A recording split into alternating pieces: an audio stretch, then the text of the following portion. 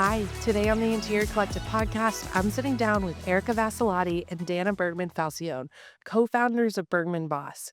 Erica and Dana's work sits in the intersection of interior design, product development, and brand building. And in today's episode, we are diving deep into what it really looks like to expand beyond services and into physical product. We'll be talking about the business realities of developing a furniture and rug line, from early concepting and manufacturing decisions to financial risk, pricing, and long term brand strategy. Erica and Dana also share how growing a product arm has influenced the way they run their studio, how they think about visibility in a crowded market, and why investing in a new studio space was a non optional move.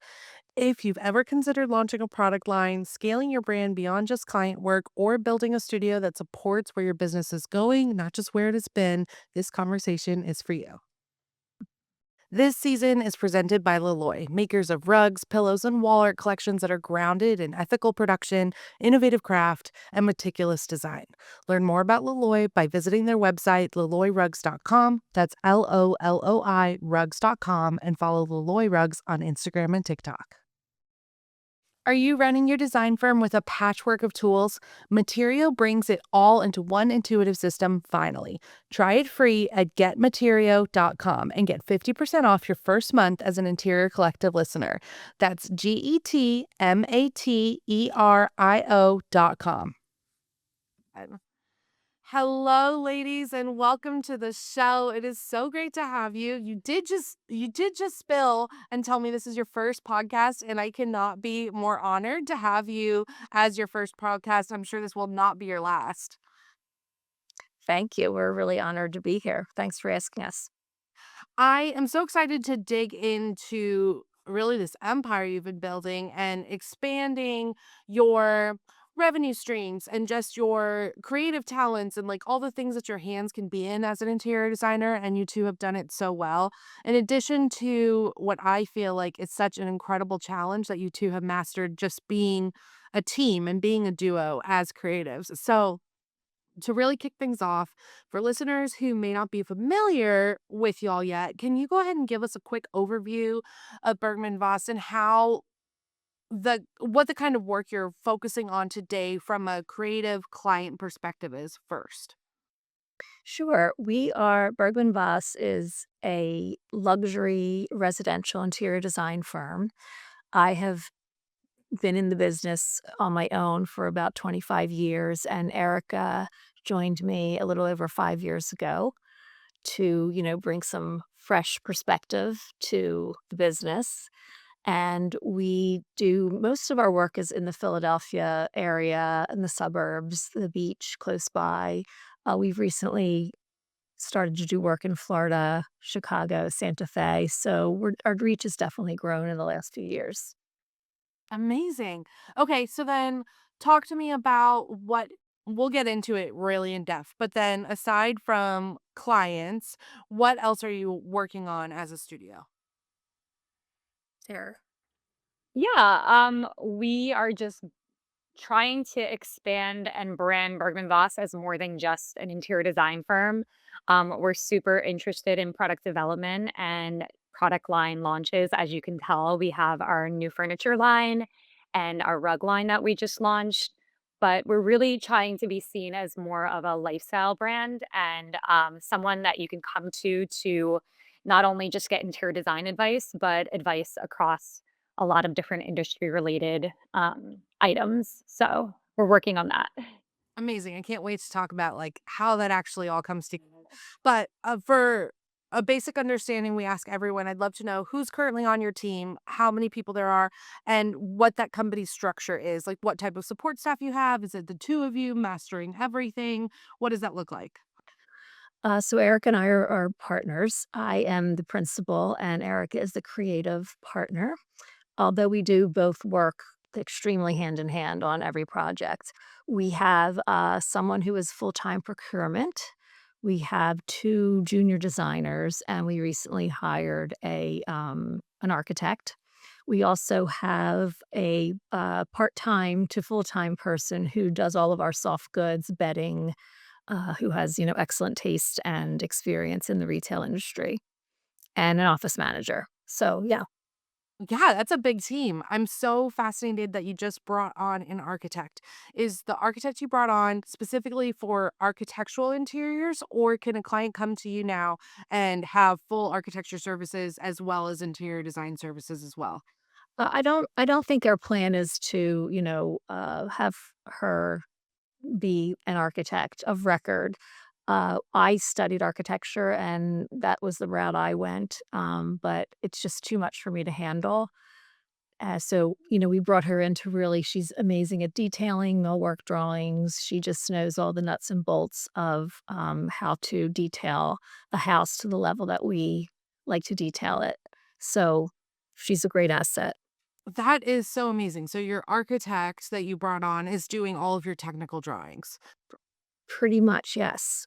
And that's actually so brilliant because it helps to delineate what I have heard from our guests on the show and just our clients, that the technical drawing person who's tasked with that often wants to be doing actual design work.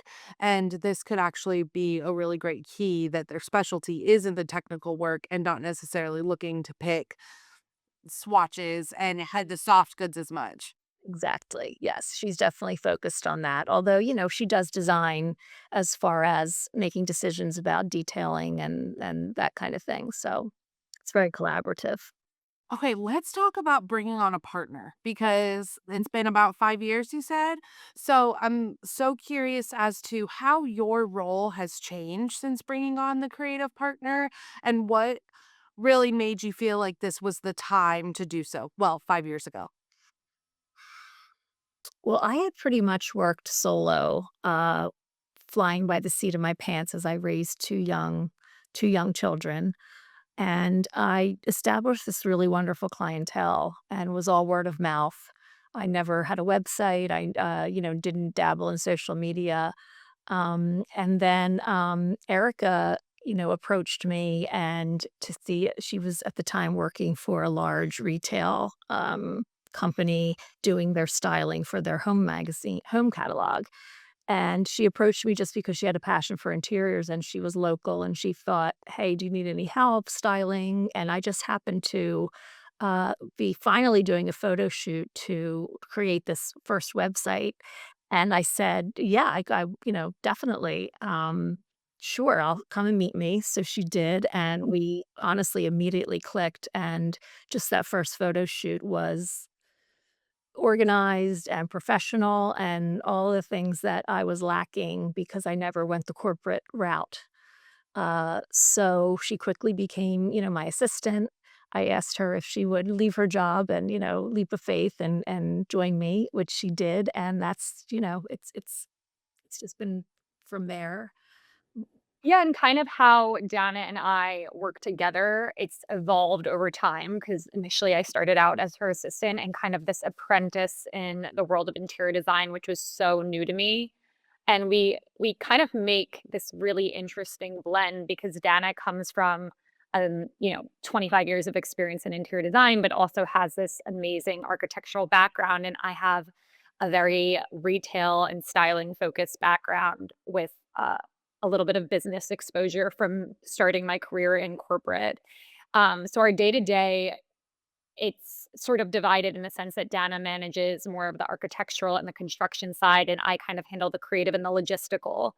But Dana loves the creative as well, and we love working together because I think with Bergman Vass, it's really a blend of like the traditional and fresh interpretations. And that really requires both me and Dana to be really hands on in the creative process. So we're really excited to have that architect because it's going to take some of the load off of Dana and allow us to have more of those opportunities to be creative together. Because as you know, when the business grows, um, kind of your daily responsibilities grow, and now we're, like, managing a team half of the day and not just doing what we love all the time.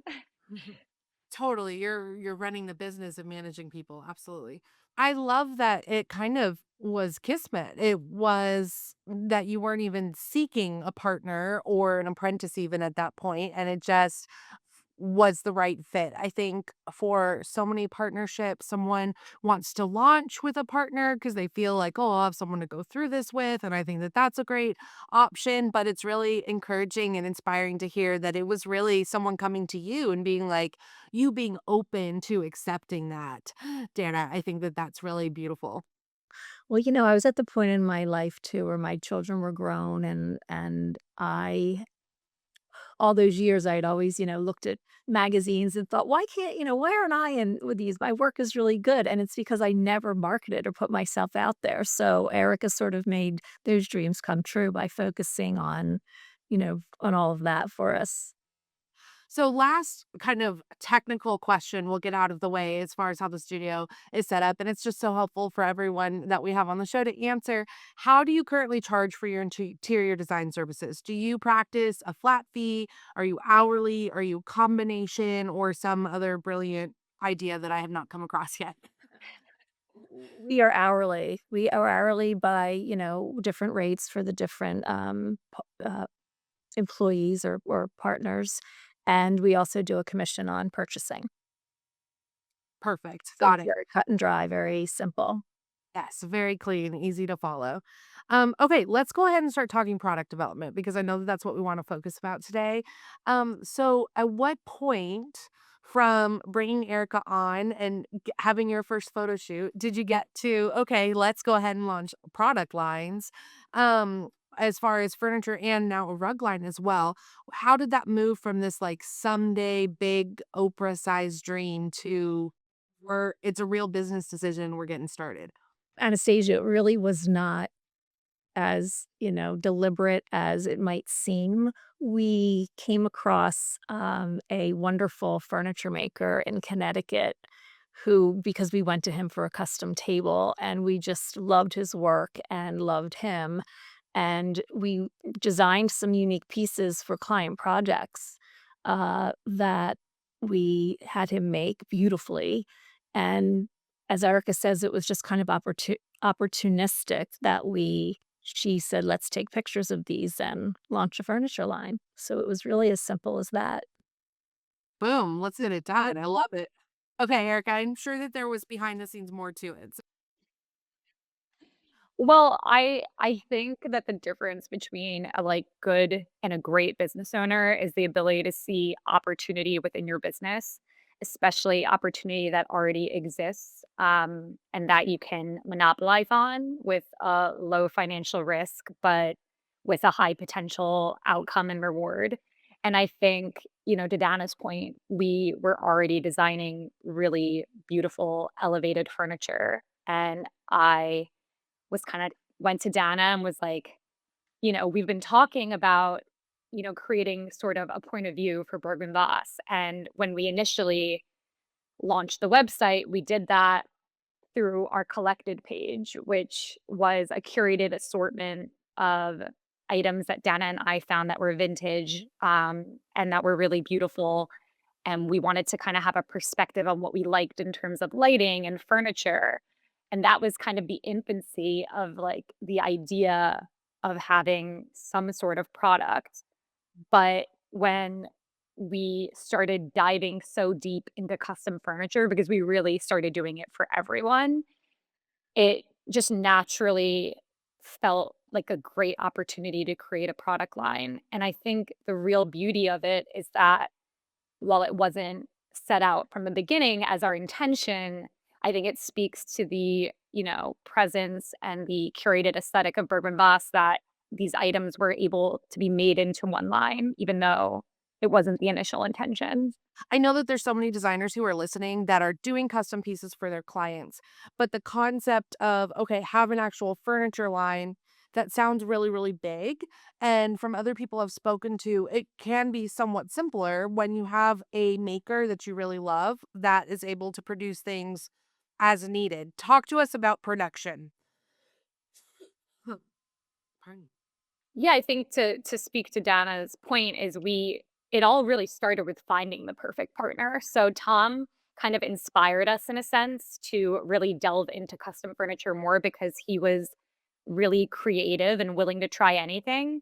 And we had really particular clients who were looking down to the shape of the leg or, the harsh corners that they maybe didn't like on a piece or, they wanted certain beautiful hardware on a piece. And having Tom's partnership and his willingness to try anything and really be creative with us inspired us to not kind of be fearful of custom furniture at all since he was so ambitious and excited with us. So does your furniture collection primarily sell to your own studio, to your clients, or how do you handle people wanting to purchase it who aren't necessarily working with you? So I think our intention was to just get our foot out, like our foot in the door when it came to product development. So the current furniture line is really marketed toward trade, and our clientele because the price point is a little higher with the intention that eventually it would lead to further partnerships that could be priced for a broader market.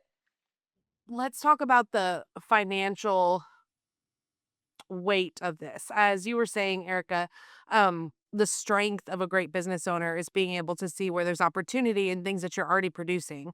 And so, what sort of financial investment was really required for you to say, okay, we're already producing these individually for our clients.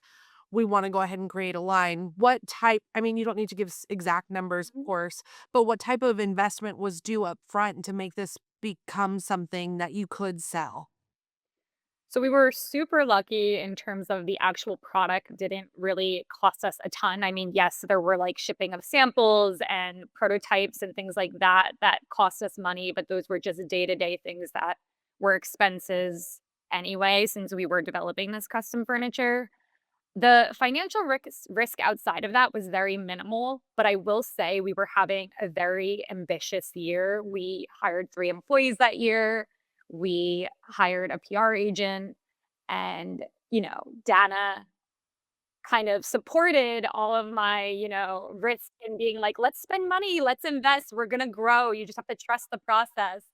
But it still costs money to, get these things into a studio, get them shot, create, a website that was for, set up for selling products that took time and investment. So there was an investment piece. It wasn't massive. Luckily, I would say it was probably honestly only around $10,000 when all was said and done of what we had to spend to really get this on the site and get it all photographed. But that being said, amongst everything else we were doing, it was financially ambitious, but I really feel like us getting our foot in the door in product development is what's going to lead to, it'll be the foundation for really exciting and, lucrative opportunities for Bergman Boss a few years from now. So logistically, everything of course is made to order. So the overhead is, as you said, really more on the marketing side of things and not necessarily on the product side of things. How did you work with your workroom with your craftsperson to handle potential workload fluctuations? Like, do you essentially just get a turnaround time when someone's ready to place an order and you just give the client that turnaround time? Or did you have to come up with some sort of agreement that says, we're saying 6 to 8 weeks or 12 to 16 weeks. And so we really need to make sure that you can actually produce these pieces in that timeline. Well, I think any designer who, deals in custom furniture, whether it's from Bergman Voss or from one of the, high-end vendors in the D&D, they realize that it's a lengthy process no matter what. There's samples that have to be made, there's approvals. So our maker can handle those lead times. What about sampling? So, like you said, you're currently exclusively to the trade and to your own clients. For people who are listening that would love to order from you, what does sampling look like, or what's the best way to go about participating in that to get to see how beautiful your product is? Probably at this point, it would be once an order is placed. I mean, Erica, we haven't even talked about this, but once an order is placed, the sample process could begin and our maker would, provide samples. Yeah, we have samples in the studio of anything for the furniture line that's on our site. We have those exact finishes that we can send out. Um, but what I love about the fact that everything's made to order is we can really do everything in any finish that you could dream of. We can change the size of it. That's the real advantage of being made to order and not stocked, is that we can really cater to other interior designers or clients that want to, dream big, and maybe they want their, item to be a smaller version or a larger version or in a different color. So, we would definitely have sort of a sampling fee for a more custom piece and work with it that way. Amazing. Dana, can you tell me about the catalog of products? So, what did you first try out? Like, I know that you said you found your partner making a beautiful custom table. What has that expanded to, and what are you really excited about in the catalog? Um, I f the first piece that we did that we really, um, were very, very custom was the tooled wood, armoire, that was inspired by a piece of mid-century furniture that, just wasn't available and or in that size. Our client wanted a beautiful piece for her bathroom to hold her towels and bath accessories. So we worked with Tom to create this tooling, this on walnut wood, and did very, very custom bespoke hardware, little violin turns for the knobs. And again, this client particularly pushed us because she was so specific about every detail that it really came out just so beautiful, and all the proportions are just perfect.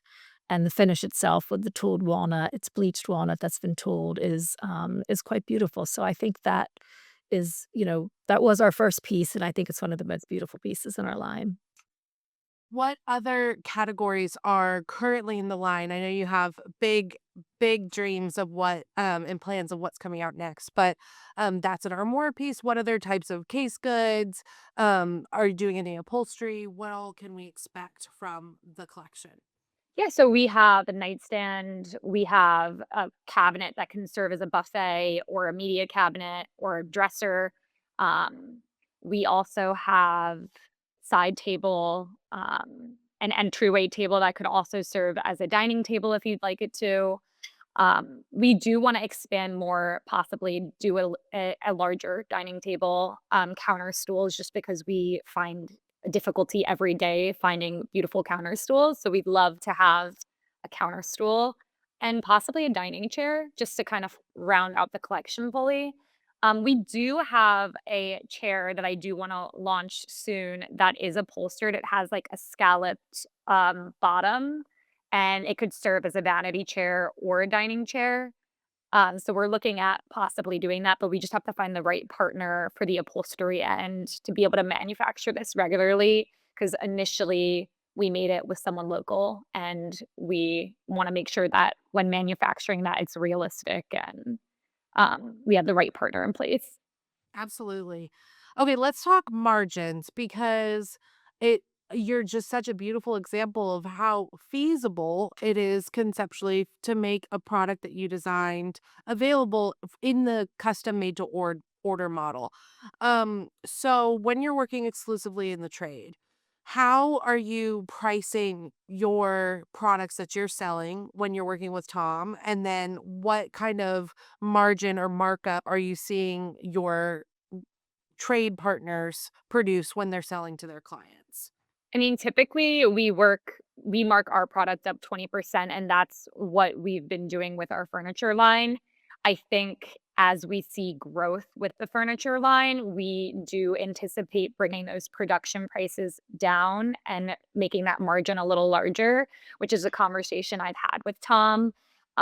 In terms of if we bring him more demand, obviously our costs will go down, and when we have a look of, okay, we're selling this many of these a year, this is what our demand's looking like, this is where he could cut back. So those conversations are in the works. We're hoping to see the furniture line on the expert this year. So that's a big goal of ours and something we're working toward. So if that happens, obviously the opportunity for the demand for the furniture line could significantly increase and help with those margins. Ideally, a furniture margin should be around 50%. Um, even in luxury furniture, which we are not at currently, but it's definitely a goal. Yeah, absolutely. Okay, so let's talk about brand strategy and market positioning because Erica, it's amazing to see what you're taking from Dana's vision and really her experience and how you're creating a vision of like, okay, how do we market this? How do we put this on a bigger stage? And so, how do you feel developing the product line is going to continue to influence the way you think about branding Bergman Ross as a whole? Yeah, I think kind of I touched upon this a little bit earlier. I don't just see us as interior designers. I see us as more lifestyle branding experts and kind of going across multi facets of this industry, designing furniture, designing rugs. Potentially, it would be a dream. Me and Donna have discussed about partnering with some bigger brands and doing a lighting line or something along the lines of that. And I think, when Dan and I initially concepted Bergman Voss, we knew that maybe we wanted to have an antique store or some sort of furniture perspective again to create this sort of point of view. Um, and I think it showcases more than just, okay, this is interior design, these are our beautiful projects, but it shows that no, we actually are experts in product development and we are stylists and we know so much about so many different things, soft goods and, pillows and things like that, that maybe not every interior designer dives so deep into. So I love that the furniture line is kind of building upon that sort of knowledge base and foundation of our business. And um I think I'm a big dreamer and, a doer, and Dana is definitely just so knowledgeable in the industry, and I think when you combine her knowledge and her experience and her relationships, which have been so advantageous to all of these opportunities, like the furniture line, like, we were able to start that because of her relationship with Tom. I think that yeah, from all those things and that combination, we've really been able to sort of start this amazing brand that, is so much more than just interior design. I do wanna be careful, though, because I think the word brand sometimes is, used incorrectly. Although Eric and I definitely want to have a look, we are primarily, I think, artists who are also service. We service our clients. So it's a real interesting balance between your artistry and then your service. And our clients want really unique things. So I don't think our look, our brand is one, where you see a lot of interior design firms right now doing sort of one look and repeating it, which is great. But for us, I don't think our brand is that tight of a look. Jana, that's so interesting. I was just gonna ask you about this. When you're thinking of your ultimate goals of getting, a brick and mortar of some sort and having the product lines and potential partnerships, is your ultimate goal, having been the founder of the company, to get more eyes on your work and your artistry to then have more clients? Or is it actually possibly the reverse and it's to have revenue streams to allow you to be more selective with the number of clients you have? That's exactly it. I mean, I think, I started developing a clientele right at the beginning of, when I left the firm I was with and started on my own, and, it's turned into a really amazing clientele. Um, I think that I mean, I know that Eric and I want to be able to continue down that road and be selective about which clients we, do work for, clients that really understand us and get us and allow us the freedom to do what we do best. So the, passive income is definitely just icing on the cake. We are so excited to invite you to dive deeper into the Interior Collective podcast episodes now on Patreon. Unlock access to in-depth analysis, helpful downloads, and worksheets created with each podcast episode. Subscribers gain behind-the-scenes access to additional resources like examples and screenshots of guest spreadsheets, construction documents, and so much more. Your subscription also gets you immediate access to our private community of interior designers and our team of industry experts ready to answer your questions.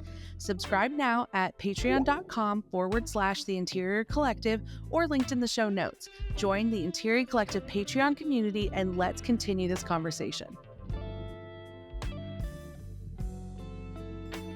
This spring, Laloy is headed back to High Point Market with so many new introductions, including a debut rug collection that's made with a groundbreaking new construction, along with a beautiful spring season from Rifle Paper Company. They're also hosting exclusive High Point events in their showroom, including one with designer Amber Lewis. If you haven't already, book your High Point appointment at laloyrugs.com, LOLOI rugs.com, and make sure to follow Laloy Rugs on Instagram and TikTok. Of a studio of your size, what's a really good sweet spot for the number of projects you all are managing at one point? I think now with the addition of, the architect, I think we could handle maybe 10, Erica, is that Yeah, that's pretty standard to where we're comfortable being because we really want our clients to have a lot of face time with me and Dana. We are very hands-on on every project, and we handle most of the client-facing meetings. So no matter how big we grow, we wanna make sure that we are still able to offer our clients that really intimate relationship that, we're getting to know them on a very personal level, and they're inviting us into, the honor of designing their beautiful homes, and, we want to preserve that sanctity and not oversaturate ourselves with too many clients. Dana, you mentioned how you don't really see yourself as having like a very specific signature style and it's more a level of service and creativity that's your signature. When you are producing your custom furniture line, Does a does a piece start I know you gave that example of that beautiful armoire. Does a piece start as something that was custom for a client and then maybe you tweak and that ends up into the collection? Or are you making things specifically for the collection that finds its way into a client's project later? And what I mean by that is I feel like there are people listening who feel like if something was designed for a client specifically, like you said, to those exact dimensions and their exact tastes, does it make sense for that to now be available in a collection of product that someone else could have?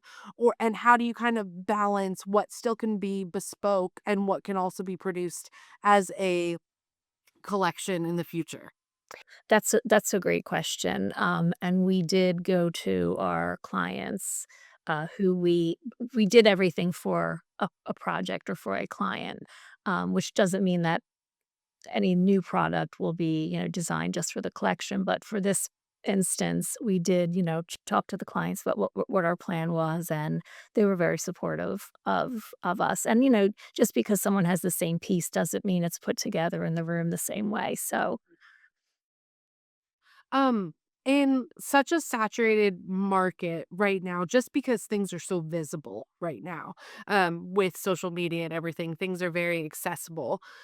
What do you believe helps your company stand out both as a studio and also as a product line? You mentioned a few times, Erica, having this point of view and being able to share this point of view. And I've noticed you've said it very much in physical three-dimensional spaces is the mm. way you're describing your point of view, not as much from a digital landscape. So what do you feel like you're really working to put out there that's unique in that point of view in something that feels like, everyone's launching a book and they've opened a brick and mortar. I'd love to hear what you feel makes Bergman Voss so uniquely special. Where it really lies you know, what makes me and Dana stand out is actually our partnership and the fact that we come from a generational age gap. So Dana's been doing this a lot longer than I have. I come with a little bit more of a fresher, different perspective than her. And it's that blend, I think, that's really unique, not only locally with other designers in our area, but also just in the industry in general.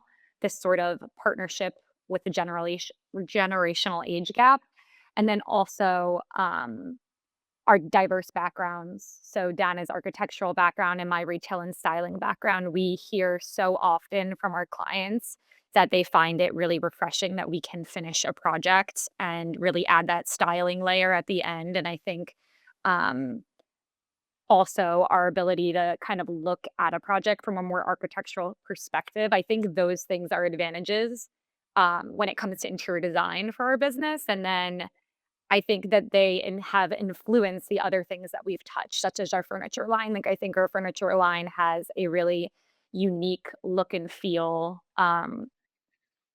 Yeah, it's really sculptural. It's about material. Dana and I's design work in general has a real respect to the environment, and a less is more perspective.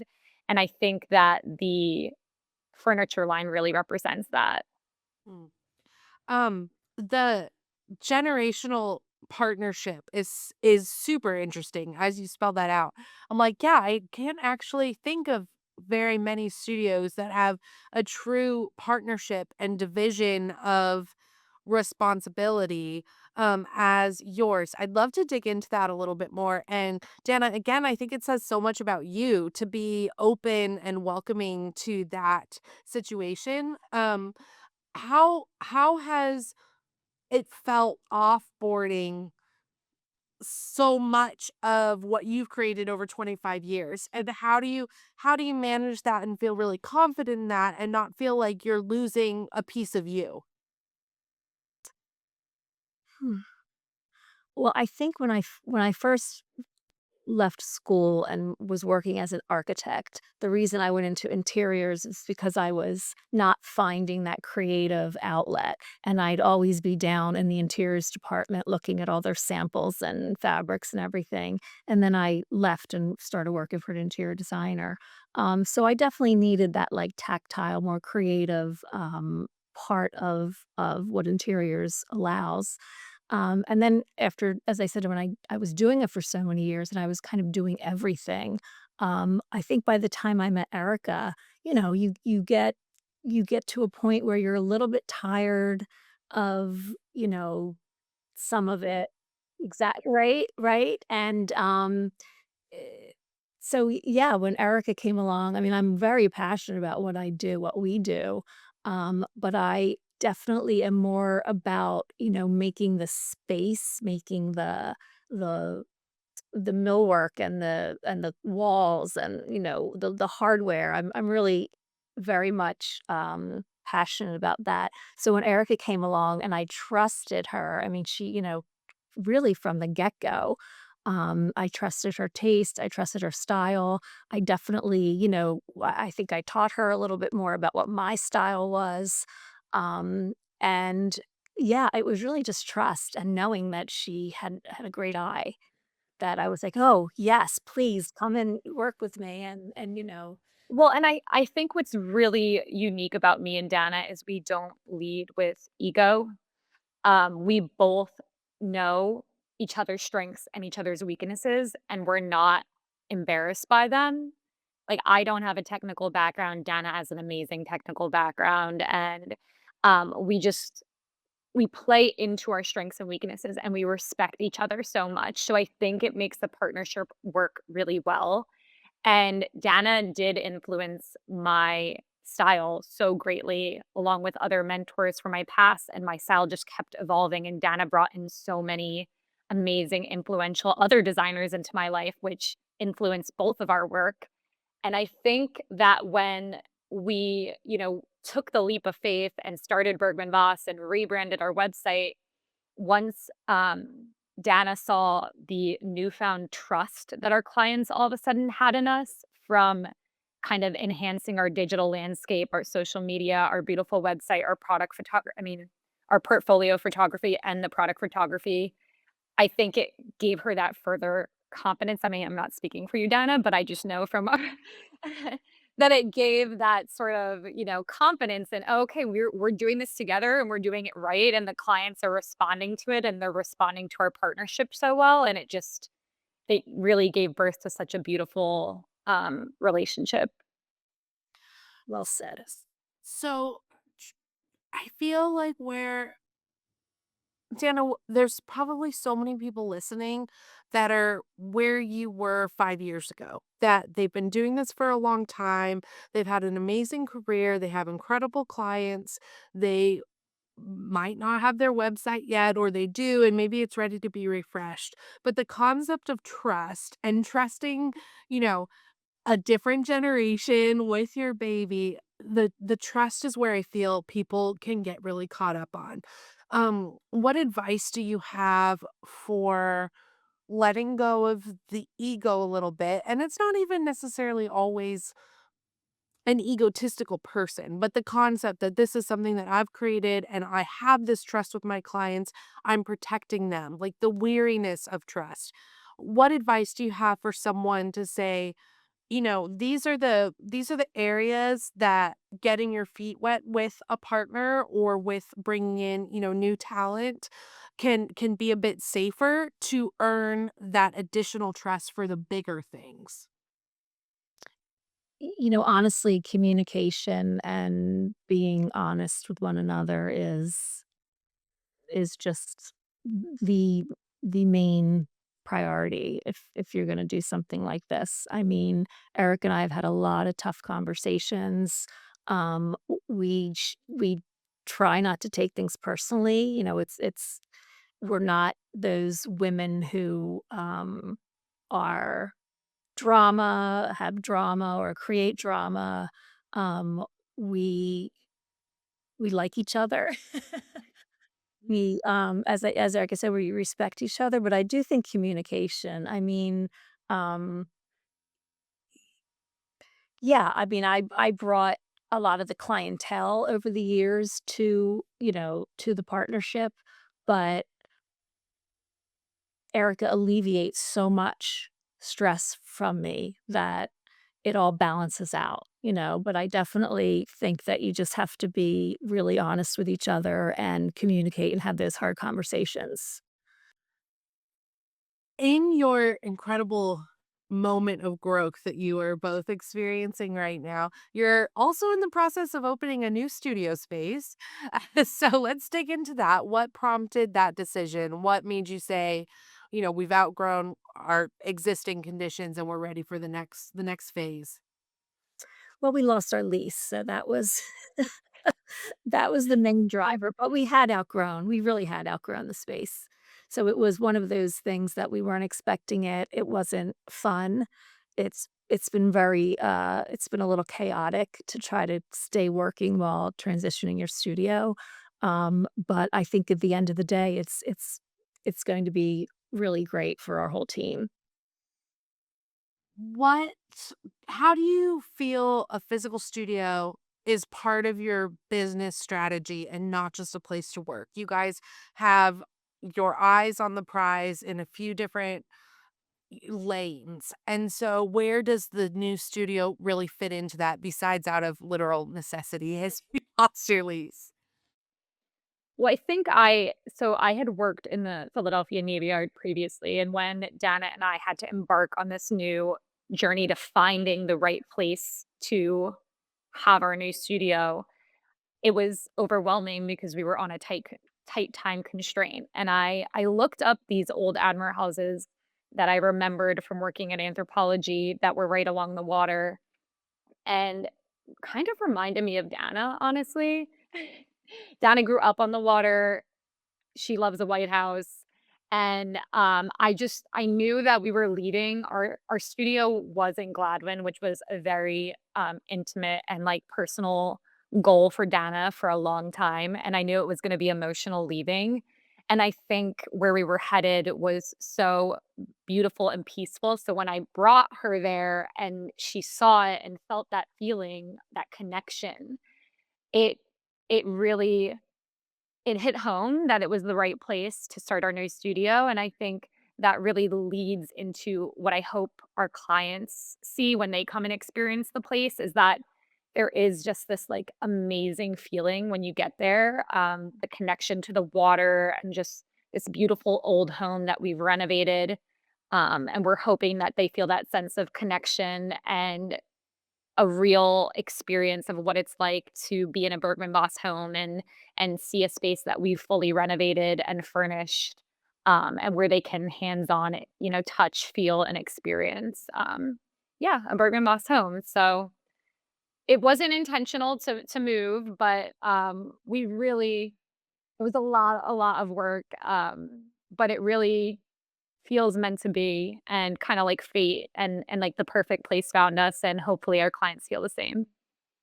Does the team pretty much always work from the studio? Do you have like in-office days and then from home days? Obviously, you're on site a lot, of course.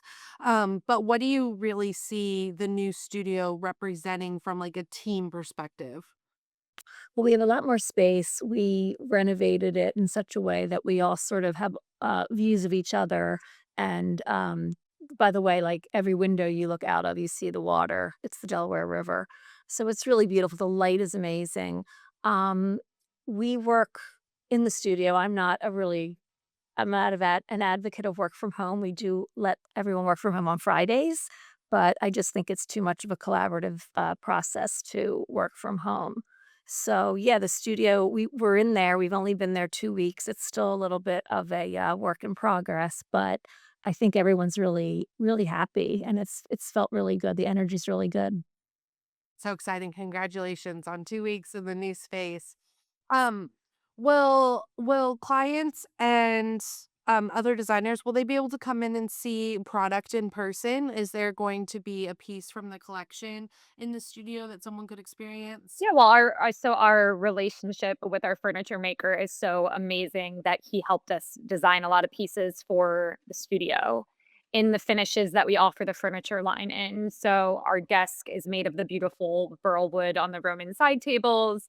Our design island is made of the lacquer material that the row cabinet is in.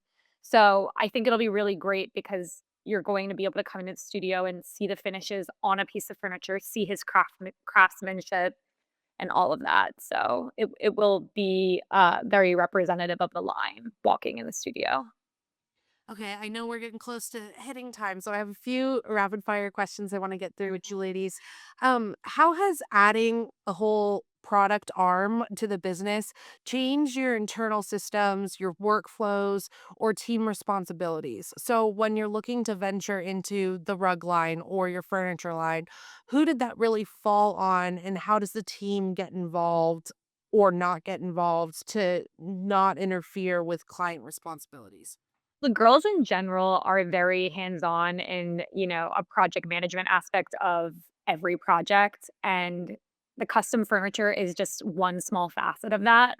So they've had to, deal with shop drawings a lot and kind of have more of a furniture designer eye than they probably thought they were going to getting into interior design. They always come to me and Dana, and ask our opinions about how thick the top of something should be or how big the legs should be or, adjusting certain heights. But I think it's challenged them in new ways, which I think are really great in terms of just development for them on a, personal basis in the design world is kind of understanding furniture on a deeper level. So yeah, it's been great in that sense, but definitely challenged them for sure. If you've been listening to the Interior Collective for a while, you probably have heard all kinds of software recommendations and maybe even tried a few. But if your system still feels kind of all over the place, I totally get it. That's exactly why I wanted to share Materio. That's Materio. It's an all in one platform built just for interior designers, from concept to install and everything in between. You can try it for free at getmaterio.com, and Interior Collective listeners get 50% off their first month. Looking back, is there anything that you would have done differently when launching the furniture and rug line? I know that it all is very new, and so there's room for pivots even in the present day. But is there anything that you feel like, oh, if we had known that, we maybe would have executed XYZ? I mean, honestly, for me, it's like price point. Obviously, if we had gone out with the intention that this was gonna be a furniture line that we were gonna market, in the industry, I would have thought a little bit about how we could make it a little bit more affordable. But I think the great, opportunity in all is that we're still developing furniture and now we're more considerate of these constraints, and the new things that we develop are going to have that in mind. For designers who are considering developing their own product line, most likely with either a maker that they're currently working with, their workroom that they work with, what do you think they need to have in place before really taking that leap? I would say trust in the maker, because, once you put it out there, you're responsible if there's any issues or problems, and we all know how that works. When you're buying it from, a big box store or a retail store, if there's a problem, it's theirs, but in this case, it's ours if there's an issue. So I think you just have to have that trust, and your furniture maker has to have your back. As you're starting to consider additional elements, or like you said, you were looking for possibly an upholstery partner, if you were to look into adding those to your collection, what are some non-negotiables that you're like, they must have this, do this? Obviously, quality is top of mind, but is there anything else that helps you, Dana, feel like you have that trust with someone? It feels like you're such a gut reaction person, you can judge people so well. So, any advice you have for us on being able to get to that level of trust when you're considering your partners? I guess trial and error. I mean, I as I said, I've had other people over the years make custom furniture here and there, but it wasn't until, we found Tom that again, it was like when I met Erica and we just clicked, personalities clicked. Um, and it's just been we trust him. He fixes anything that's a mistake. He never nickels and dimes. I think that, you just have to get lucky and find that person. I do feel like your ability to give trust in other people, I do think that there's something to be said about the quality of execution you're receiving. The fact that you trust Erica and Tom so much, I feel like they also step up to the plate that much more because you have allotted so much trust. And I think it's a good lesson in, you have to be careful and you have to protect yourself. But there does come a point when you have to say, you've got this. You're the expert in this. I wanna see you shine and really see what they put back out there for you. Comes from experience and age and also being burnt. Learning your lesson. Well, I also think that it's just finding the right partners that prioritize you. If you feel that energy coming from the other person that you're a priority and that they're prioritizing your needs and they're eager to meet them, I think naturally that trust just continues to grow. And Tom's proven that from the very beginning. He's just been so attentive and eager and respectful of our work and what we do. And that's really helped, I think, both me and Dana trust him a lot. Everybody's gonna be like, "Okay, and so what was Tom's number?" No, he'll What be like, tell him Tom made it. And then he'll like spell out his whole name. what, advice would you give designers who want to add new revenue streams to their business without underpricing their expertise or experience? And I feel like when people launch either collaborations or product lines, sometimes it can feel like, wow, that does not align with the type of work you're putting out there. And there's this fine balance between we want this to be able to be mass marketed or at least to a larger market than who we're able to serve, obviously, as a full custom client. Um, how do you advise that someone really find that balance that can keep their brand feeling really elevated while still exploring additional ways to have where you're not trading your time for every single dollar? I mean, to me, that lies in authenticity. Just making sure that whatever you're putting out there is really authentic to who you are as a brand. And while maybe when you reach a broader market, the quality can't be the exact quality as we're offering, our luxury interior design clients, I think that there is a niche market in being luxury but approachable. And I think that knowing, wanting to keep our brand integrity, but knowing like the avenue to kind of balancing the highs and lows is really the secret to kind of expanding, but not losing that, what makes Bergman Boss refined, which are some of those details that, I think are, yeah, less is more, not overdoing it and not just kind of selling your soul to, the retailer just for an opportunity. We've talked about so much that you have just launched, you just moved, you're getting ready to launch more. Can you share any exciting projects or additional launches, collaborations that you have coming up as we wrap up the show? We have a couple of exciting projects on the boards. We're finishing a beautiful something that started as just a freshen up of someone's existing home that then turned into, major scope creep and pretty much redoing the whole house, including hardwood floors. So that's exciting to finally finish that for our clients. And we're doing a really wonderful project down at the beach in Longport, New Jersey that should be finished June and July that the client has pretty much just given their total trust in us and we've had carte blanche. So yeah, that'll be exciting. That is so exciting. I can't wait to see both of those projects. Erica, anything that you're hiding in your back pocket? Well, I think I really hope that designers, like, what they take away from this conversation is kind of not being fearful and, seeing the opportunities that already lie within their business and, taking advantage of them.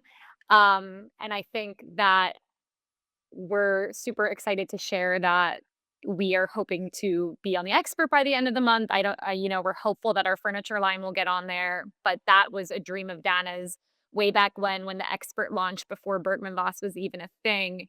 And to kind of see that we've strategically really taken the steps to get their attention, not only just like as, an interior designer, but as a brand is something that I'm really proud of us for, because it's an invitation only platform and it's sort of seeing that full circle moment of, oh yeah, we had this, furniture that we were just designing.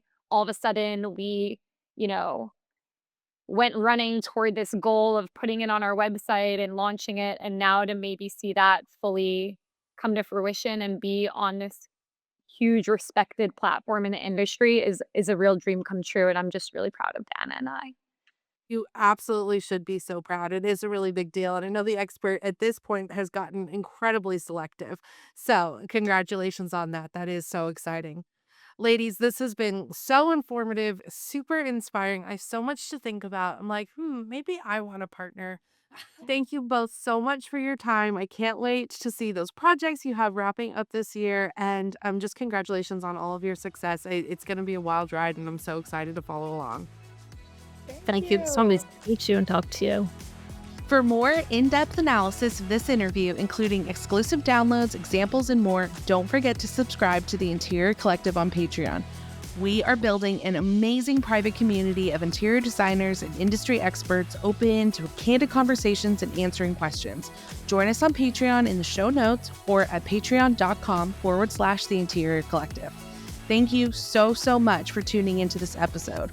Producing this show has truly been the honor of my career, and I cannot believe I get to have these conversations. A big, huge thank you to our production team at IDECO Studio and Quinn Made. Your contribution literally makes this podcast feasible. And the biggest thank you to you, our listeners. Your sweet notes, DMs, and reviews mean so much to us as we work to keep our show free and always accessible. Until next time, I'm Anastasia Casey, and this is The Interior Collective, a podcast for the business of beautiful living. A very special thanks to our presenting sponsor, Leloy, the makers of beautifully crafted rugs, pillows, and wall art, and to our episode sponsor and season partner, Materia, the design platform helping interior designers source materials, manage specifications, and streamline project workflows.